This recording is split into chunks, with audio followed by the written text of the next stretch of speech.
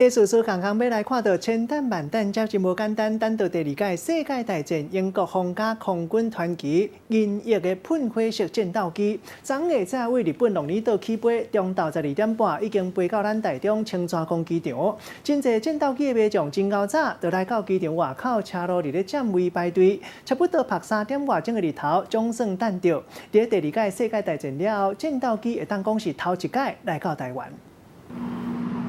战斗机卖拢真期待的银色喷火式战斗机，昨中昼12点半，降伫台中的青山公机场。银色的机身，互日头光照落实在真水，大家拢赶紧甲手机甲相机摕出来翕。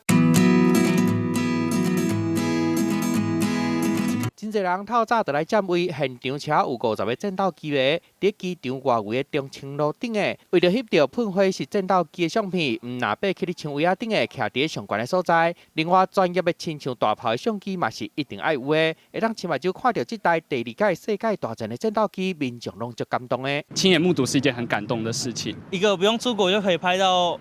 国外的战斗机就觉得很棒，漆成银色，非常的亮眼，所以这种涂装的喷火可能也是第一次看到。这台叫做2战英国皇家空军团旗的银色喷火式战斗机，参加过欧洲的万地登陆，嘛伫咧荷兰中队飞过，执行51届任务。本来战斗机是插做军队的花草，不过这届甲手表的品牌合作，甲插做银色的，实在真显目。在2次大战初期，英国进行它的本土防空作战中非常重要的角色。 其中上互人好现的，就是战斗机伫降落来时阵，有看到无？驾驶舱是拍开的。他把舱罩打开，第一是降落的时候可以